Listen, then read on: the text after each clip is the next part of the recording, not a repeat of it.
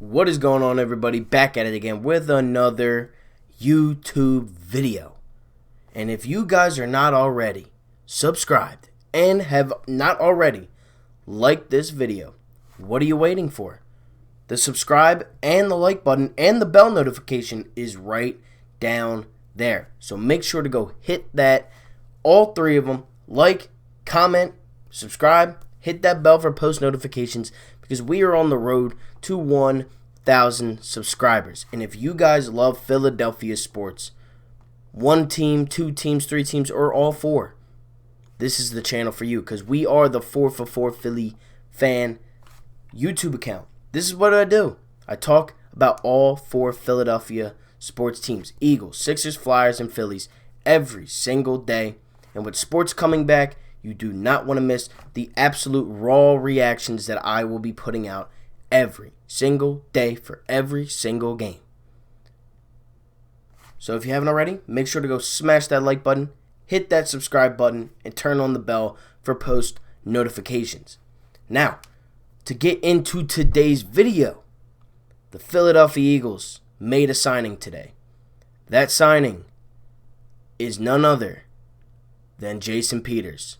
The Eagles re-signed Jason Peters today for $6 million, $3 million guaranteed. I'm going to be talking about it a little bit, and then I'm going to move away and go to a different player that I think the Eagles could potentially sign. Maybe he wants to come here. I don't know. And we also have to talk about the big deal. But Jason Peters, what do I think about the move? What do I think about it as an Eagles fan? I think it's a good move. I personally do. There's no downside to this. What's going to happen? Nothing. There's nothing that's going to happen because he's not playing the left tackle position. And that was my one big thing. If we re-sign Jason Peters, he cannot play that left tackle position because Andre Dillard needs to be starting there because he is the future of the left tackle position for the Eagles. Jason Peters is 38 and a half years old. Andre Dillard is nowhere near that. Jason Peters, however, is a absolute beast. He's been a beast. He's a Hall of Famer, like 9-time All-Pro. He's a beast. 9-time Pro Bowler, 6-time All-Pro.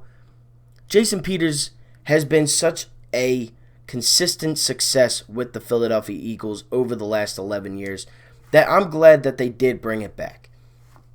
The reason why is because now you add depth to that offensive line.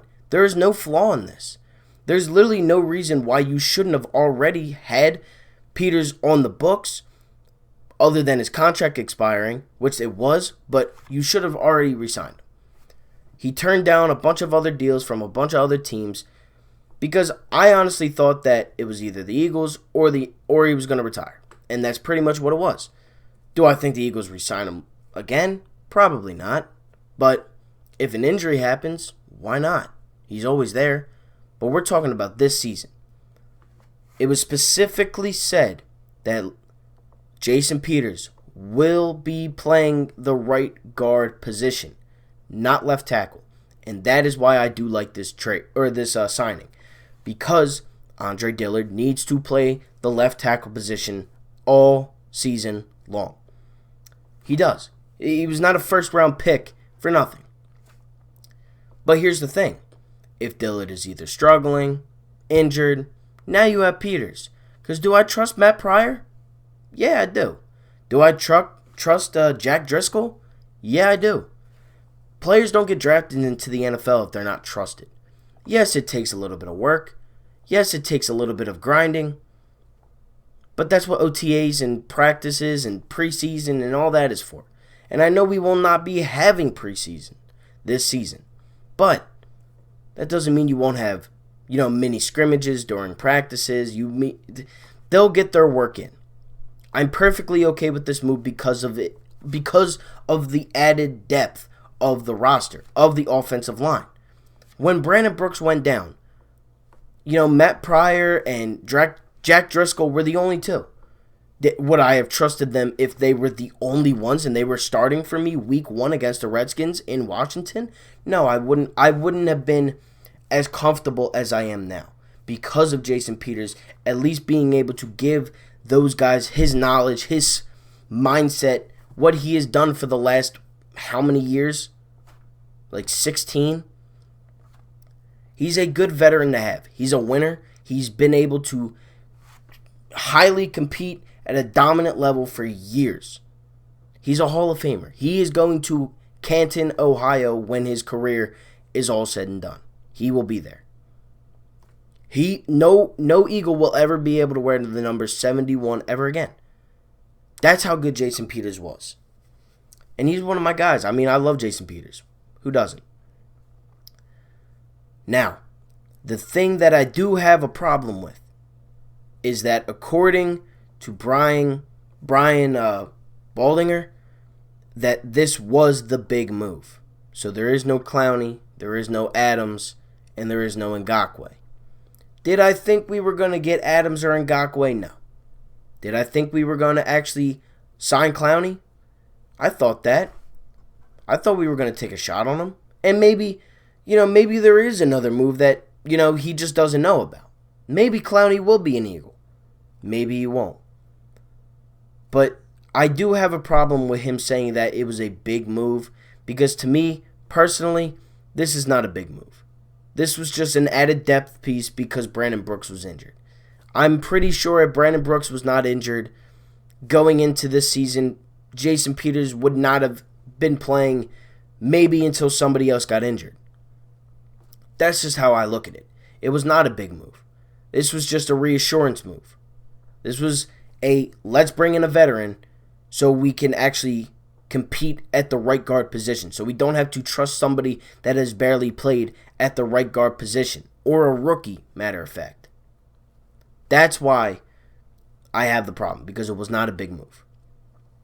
Now, on to another topic. Everson Griffen. What do I think about him? Well, I saw a couple videos yesterday. I saw a couple tweets that said, there's a lot of talk about Jadeveon Clowney. Why not Everson Griffen? And why wouldn't Everson Griffen want to come here? Why would he not want to come here? Is it because he doesn't like the city? I don't know. But I think he does. He's not signed by Minnesota. He's been with Minnesota since 2010. He barely played. But he's a beast. He's 33 years old now. 74.5 sacks throughout his career. 258 solo tackles. 355 combined tackles. He's a beast. He's always been very good. In 2017, he had 13 sacks. In 2014, he had 12 sacks. In 2015, he had 10.5 sacks. 3 seasons with double-digit sack numbers. And he was a Pro Bowler just last season. So it's not like he's washed up. It's not like he's terrible anymore. No, he was a Pro Bowler last season. 2019, he was a Pro Bowler. He's a 4-time Pro Bowler. He only missed 1 year in the last 5. He's been very consistent player. He had a down year last year with only 5.5 sacks. But then this year he brought it back up to 8. Everson Griffen would make a good piece. He, to me, could be one of those pieces like a Chris Long.